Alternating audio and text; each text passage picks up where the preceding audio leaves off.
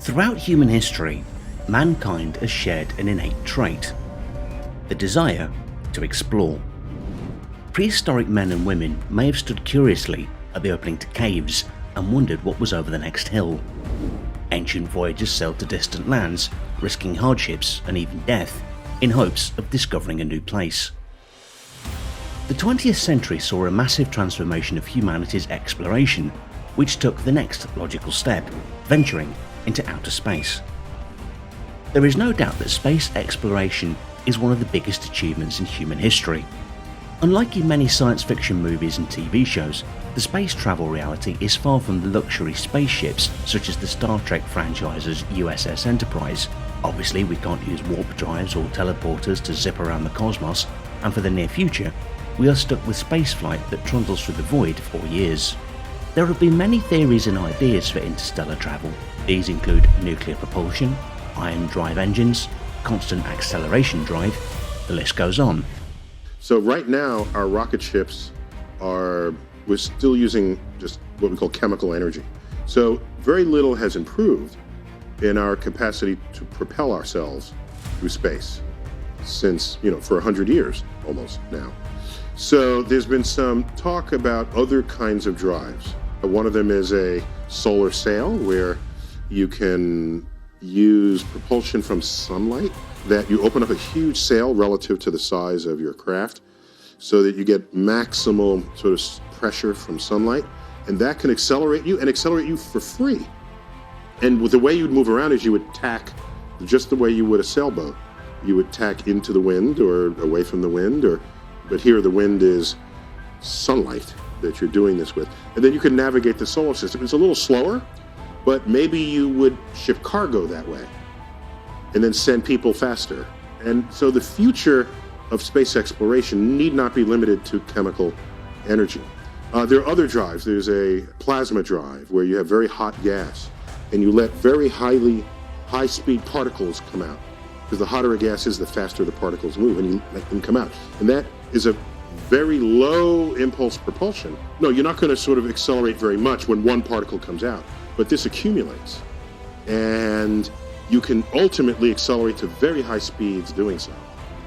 Now, so here's the problem with this and all of these frontier means of propulsion. Yeah, you can go real fast with it.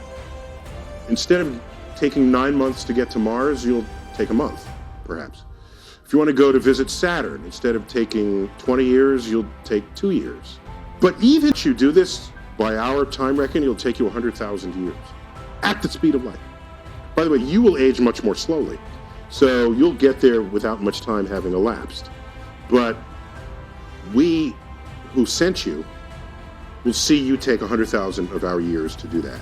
And so this is not a realistic, you come back, we would have all long forgotten about you. That's if civilization is still here. So none of these drives solve the interstellar travel problem relative to a human lifespan. If we lived 1 million years as individuals, sure, who cares if it takes 1,000 years to get somewhere? That's 1/1000th of your life. Sure, if it's a really interesting place worth going to. So what we really need is wormholes. Just, you open a door here, and on the other side of the door, on the back side, you're in another part of the galaxy. Current technologies cannot grasp these ideas, and space travel will remain something that involves very long and exhausting journeys for the near future. Despite this, we as a species are driven to explore the unknown, discover new worlds, push the boundaries of our scientific and technical limits, and then push further.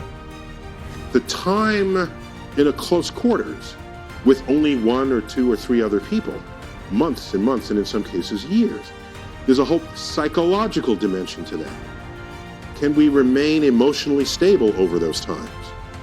On Earth, people kill one another. They get into fights. There are many, even in the film Interstellar, there's an astronaut fight scene. So there's that. There's the fact that if you fly without creating artificial gravity, that you are weightless the whole time. Are you perpetually motion sick? Or do you get used to it? And if you get used to it, are there any other factors on the body? Your body expects one gravity, one G, we call it. which is the equivalent of Earth's surface gravity.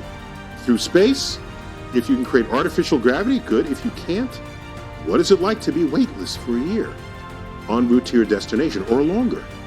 We already know some of the answers to that. You begin to lose bone density. Other things, they worry about food.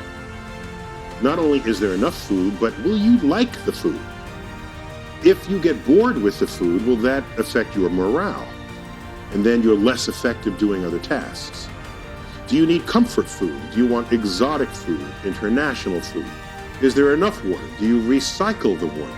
If you recycle the water, that means it collects all of your urine, filters it, and then you drink it back. Is that too freaky for you to do? Little things that we take for granted are not something that is normal when you are in space. There is a strong fundamental interest in going back and studying the moon, as well as exploring its minerals, water and energy resources. The moon and Mars can be viewed as stepping stones on the way to becoming a spacefaring civilization able to thrive beyond Earth's orbit. Mars has a lot to offer. It is not only a fascinating place in its own right, but it will also become the stepping stone towards further exploration of our solar system. Curiosity and explanation are vital to the human spirit, and accepting the challenge of going deeper into space is the next natural step in human evolution. More than 50 years after the astronauts of Apollo 11 made their historic voyage to the moon, it is time to feed that spirit in a new generation and inspire the next great young scientists to follow in their footsteps. The Red Planet is ideal for human colonization and has been named as the most viable option for permanent colonization in our solar system. But the many aspects of human space exploration are inherently interrelated and go beyond simply launching spacecraft into orbit or landing astronauts on another planet.